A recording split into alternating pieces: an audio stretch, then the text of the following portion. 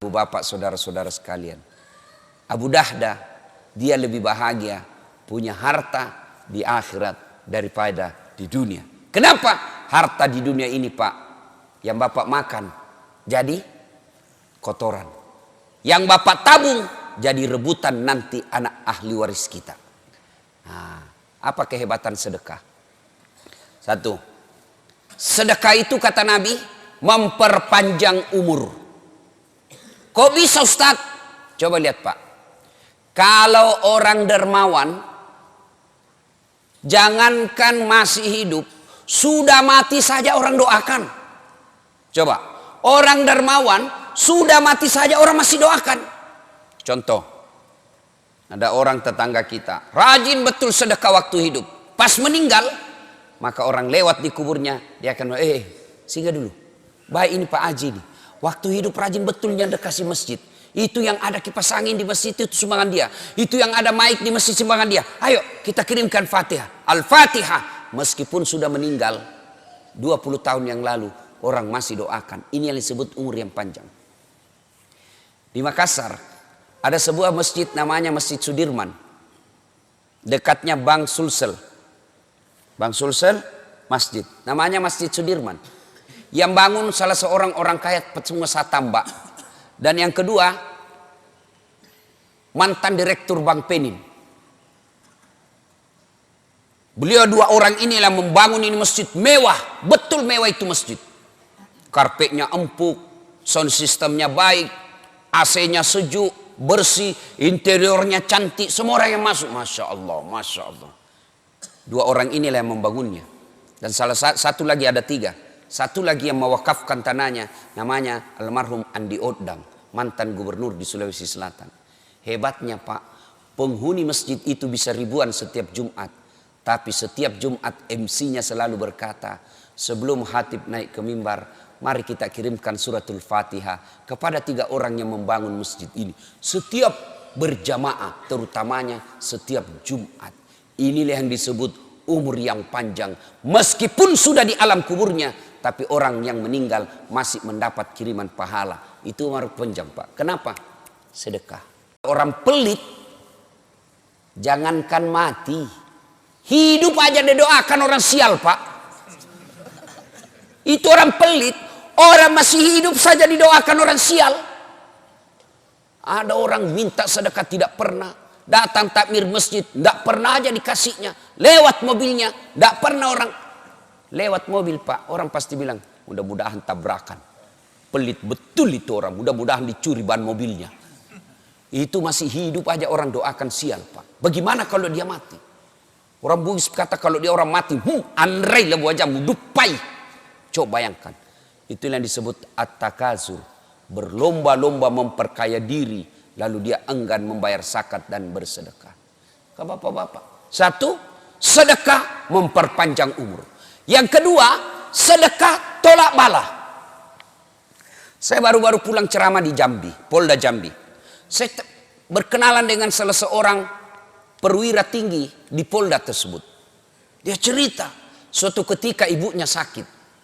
Dokter sudah angkat tangan, sudah habis badannya, kurus. Dokter tidak menemukan penyakitnya. Sampai dia marah-marah ini polisi. Dia bilang, karena ada adiknya yang disekolahkan menjadi dokter. Dan dokter spesialis marah sama adiknya. Kau disekolahkan sama orang tua jadi dokter, kok tidak bisa kau obati ini penyakitnya ibu? Marah-marah betul. Ilmu saya terbatas, tidak bisa. Suatu ketika ada orang mau masuk pilkada, maka dia mau jual pesantrennya, Pak. Bayangkan, gara-gara pilkada dia mau jual pesantrennya. Nauzubillah min zalik. Lebih sadisnya lagi, dia jual dengan manusia yang ada di dalamnya. Apa ndak bajingan orang seperti ini, Pak? Ini polisi, seorang polisi, agamanya tidak terlalu paham soal fikih. Dia kasihan lihat ini orang. Penghuni pesantrennya belumlah cukup 20 waktu itu. Kasihan ini pondok. Mau dijual dengan penghuninya. Bukan pondoknya dia kasihan, Pak. Anak santri yang ada di situ, dia kemana ini kalau dia dijual dengan orang-orangnya? Inilah, Pak, politisi kadang-kala begini, Pak. Kalau mau pilkada baik betul agamanya, pakai serban, pakai gamis, masuk masjid, kayaknya soleh sekali. Pasang baleho, fotonya pun dia balik, Pak. Pernah Bapak lihat itu politisi fotonya? Kan biasa kalau foto itu di atas kepalanya, Pak ya. Ini dibawa kepalanya. Baru dia tulis di balehonya, siap jungkir balik untuk rakyat. Itu politisi, Pak. Jangan percaya, Pak. Kalau Bapak mendengar perkataan politisi, jangan baper, Pak. Jangan bawa perasaan. Bapak sakit hati. Nah, dia belilah itu pesantren, Pak. Setelah dibeli, diperbaiki kamarnya. Dia, Masya Allah. Setelah itu, dia bawa orang tuanya. Saya tidak usah sebut rumah sakitnya, tapi rumah sakit Kristen. Setelah diperiksa, ditahu ini, Pak. Justru Kristen yang tahu penyakitnya. Ini penyakit gampang ini. Disembuhkan, Pak. Dioperasi sekejap. Sembuh. Dan sampai saat ini, Pak, segar bugar itu ibunya. Dia bilang, inilah akibat sedekah saya, Ustaz. Saya beli itu pesantren. Tolak bala. Bayangkan. Yang tadinya semua dokter sudah angkat tangan. Dengan sedekah, tolak bala, Pak. Itu Nabi sudah jelaskan. Jadi bapak-bapak di sini, kalau ada di sini prostat, asam urat, kolesterol, obati dengan sedekah. Ibu-ibu, ada suamimu mulai selalu berpikir poligami, tolak bala dengan sedekah. Betul, Pak. Ibu bangun sholat tengah malam, tidak usah curhat kiri kanan. Kita lihat, ibu-ibu mau tahu ciri-cirinya suami selingkuh? Mau kawin lagi? Ibu mau tahu ciri-cirinya? Satu, handphonenya pakai password. Mencurigakan sudah itu, Bu. Yang kedua, setiap terima WhatsApp, SMS, masuk kamar mandi. Curigalah kau. Pasti ada sesuatu yang tidak beres. Nah, kalau sudah begini suami, tidak usah kau curhat sama tetangga. Apalagi curhat di Facebook. Tak kusangka kau begitu. Romantis ketika kau masih muda. Semakin kau tua, semakin menjadi-jadi. Tidak usah curhat seperti itu. Gimana caranya? Ibu bangun sholat hajat tengah malam. Ambil minimal 2 rakaat. Syukur-syukur bisa sampai 8 rakaat. Selesai itu ibu berdoa. Ya Allah, Engkau yang menitipkan rasa cinta dalam hati suamiku. Ya Allah, palingkan hatinya kepadaku. Ya Allah, ini ada duit saya 1 juta ya Allah. Sedekah tolak bala. Mudah-mudahan suamiku terhindar dari wanita jahat. Bismillah. Coba amalkan. Yang jadi masalah kalau suaminya juga bangun sholat tahajud. Dia tolak bala juga, Pak. Ya Allah, ini ada duit saya 1 juta ya Allah. Saya sudah capek lihat istriku ya Allah. Malas betul. Suka ngomel, kuat makan. Ya Allah. Malas dandan ya Allah. Hancur saya hadapi ini perempuan. Ya Allah, ini ada duit saya 1 juta ya Allah. Tolak bala ke panti asuhan. Mudah-mudahan 1 juta ini istriku ikhlas saya kawin lagi. Bingung malaikat. Yang mana doa dikabulkan? Sedekahlah, Pak. Sedekah tolak bala. Dan yang kedua, keutamaan sedekah. Sedekah itu, tadi 1, tolak bala. Kedua, memperpanjang umur. Yang ketiga, sedekah itu Allah ganti berkali-kali lipat. Ringkas kisah. Dibelilah ini pesantrennya. Sudah dibeli pesantren, Pak. Apa yang terjadi? Subhanallah, dapat bantuan dari pemerintah Indonesia untuk membangun pesantrennya. Berapa bantuannya? 2 miliar. Makin berkembang pesantrennya itu, Pak. Luar biasa. Akhirnya hebatnya lagi. Yang keempat, keutamaan sedekah membuat doa terkabul. Sambung lagi kisahnya nih Bapak polisi. Semenjak dia jadi polisi, tugasnya selalu di luar Jambi. Tidak pernah dapat SK Jambi. Ibunya berkata, nak, kau kembalilah tugas di kampungmu ini. Saya makin tua, saya mau senang lihat kau bertugas di kampungmu. Dengan izin Allah, doa ibu tersebut dikabulkan, anaknya tugas kembali ke Jambi. Maka bapak-bapak, ibu-ibu, kalau mau doamu cepat dikabulkan, bersedekahlah. Dan demi Allah, tidak ada orang bangkrut gara-gara sedekah. Apa bapak pernah ada di komplek ini? Ustaz, itu yang di sudut rumahnya kaya betul dulu itu Ustaz. Cuma karena rajin sedekah bangkrut dia. Bapak pernah dengar itu? Yang bangkrut bukan sedekah, yang bangkrut gara-gara poligami. Bukan. Apa? Selingkuh. Oh, selingkuh bikin bangkrut, Pak. Ya. Diperas bapak sama ceweknya. Woi, belikan saya sepeda motor. Kalau tidak, saya share di Facebook ini foto kita yang berdua. Hancur, Pak. Sudah dibelikan sepeda motor, minta lagi dibelikan kulkas. Belikan saya kulkas. Kalau tidak, ku share ini di Facebook. Sudah dibelikan kulkas 2 minggu, belikan saya AC berdiri. Mati habis, Pak, gara-gara selingkuh. Poligami halal. Poligami halal, Pak. Yang penting bapak berani. Penting bapak berani. Yang penting bapak berani. Ya.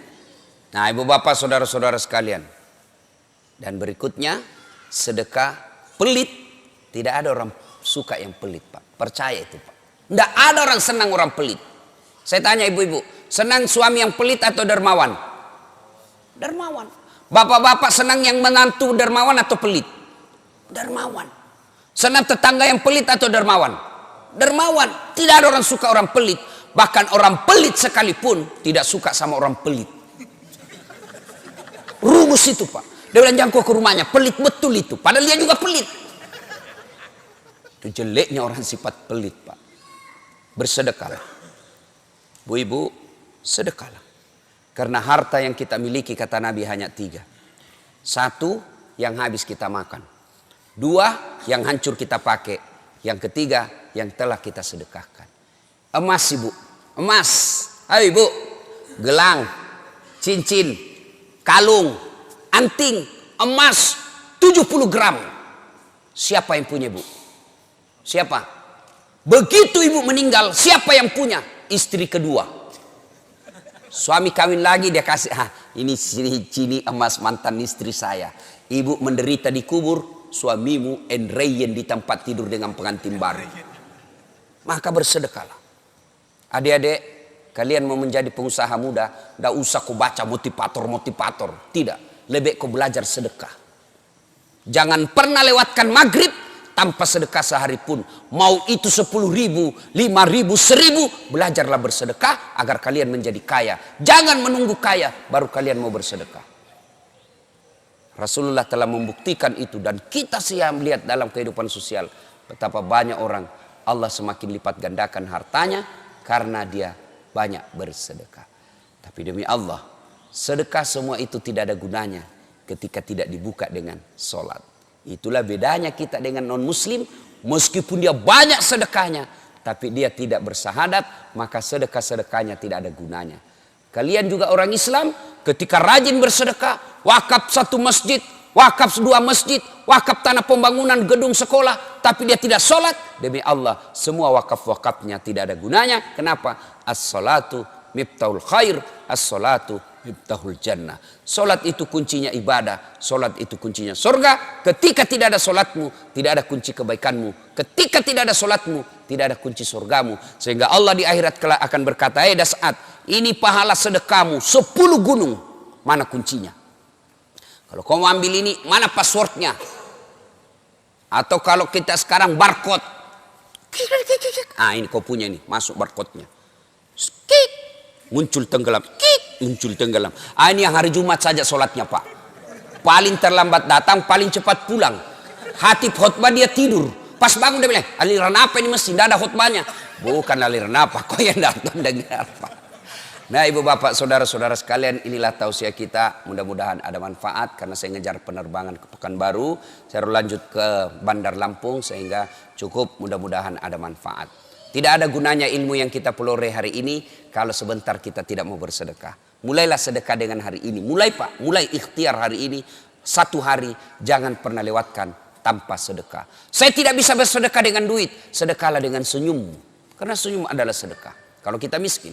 Saya tidak punya pun dia bersedekah dengan senyum. Sedekahlah dengan apa? Doakan sesamamu muslim.